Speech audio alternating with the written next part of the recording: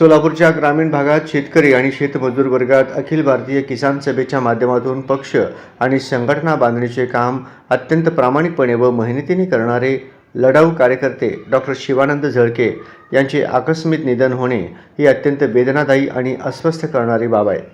दिल्ली येथील शेतकरी आंदोलन असो वा नाशिक येथील लक्षवेधी लॉंग मार्च आंदोलन यात सक्रिय सहभाग नोंदवणारे प्रादेशिक आणि राष्ट्रीय पातळीवरील व पक्षाच्या आणि किसान सभेच्या अनेक आंदोलनात अभिनव आक्रमक पवित्रा घेऊन लढ्यात सामील होणारे कॉम्रेड झळके यांची ग्रामीण भागातील त्यांची लोकप्रियता व पकड लक्षात घेऊन नुकतंच पार पडलेल्या विधानसभा निवडणुकीत दक्षिण सोलापूरमधून उमेदवारी देण्यासंबंधी केंद्रीय समितीकडे मागणी करण्यात आली होती। वस्तुतः व्यवसायाने पशुवैद्य असणारे डॉक्टर शिवानंद झळके हे आपली चळवळीशी नाळ जोडून घेतले।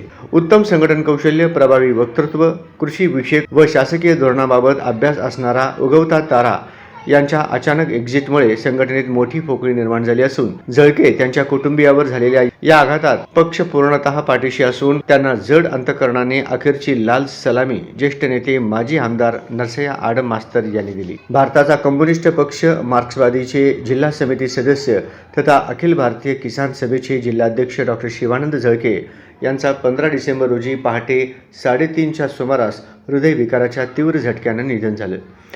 त्यांच्या पश्चात पत्नी, आई, 3 मुले, थोरले बंधू असा परिवार आहे। मृत्यूसमयी 43 वर्षाचे होते। त्यांच्या पार्थिवावर त्यांचे राहते कंदलगाव येथील स्मशानभूमीत अंत्यसंस्कार करण्यात आले। या प्रसंगी माकपचे युसुफ शेख यांच्या दाऊद शेख, दीपक निकंबे, अरुण सामल, दत्ता चव्हाण, दयानंद फताटे, स्वामीनाथ शिरगुरे, लक्ष्मण जाधव, राजेंद्र स्वामी, विलास बोंद्रे, जावेद आवटे, यास्मीन मकानदार, पैगंबर शेख, सूर्यकांत कुंभार, चांद कोरबू, सुभाष बावकर आदींसह हजारो जनसमुदाय उपस्थित होता।